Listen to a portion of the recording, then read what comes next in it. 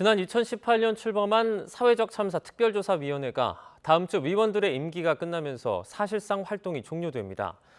세월호 참사와 가습기 살균제 참사에 관한 진상규명 작업의 일부 성과도 있었지만 한계가 더욱 뚜렷했다는 평가입니다. 황윤태 기자의 보도입니다.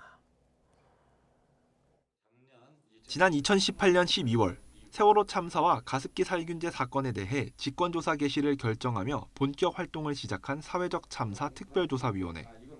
활동 기간을 연장해가며 3년 6개월 동안 진상조사에 주력한 결과 나름의 성과도 거뒀습니다. 세월호 참사 당시 CCTV 데이터를 복원해 사고 당시 모습을 일부 확인했고 가습기 살균제 사건에 대한 청문회를 열어 제조 판매 기업들의 사과를 받아내기도 했습니다. 다시 한번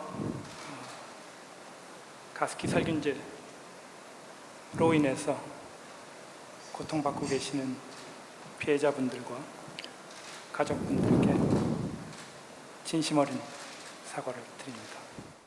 그러나 한계도 뚜렷했습니다.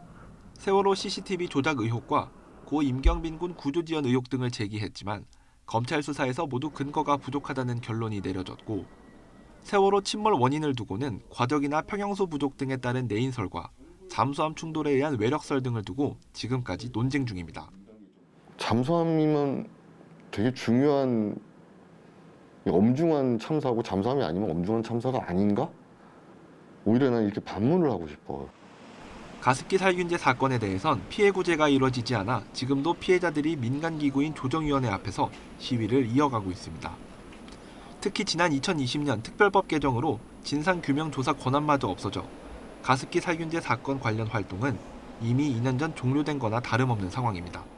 조금이라도 목소리를 내줬었더라면 사참위한테 조금 걸었었을 텐데 그런 것들을 못 해줬기 때문에 뭐 사참위가 없다 한들 사참위는 압수수색 영장 청구권 등 강제 수사 권한도 있었지만 3년 넘는 활동 기간 단 한 번도 사용하지 않아 제대로 활용하지 못했다는 평가도 나옵니다. 권한의 한계는 좀 아닌 것 같아요.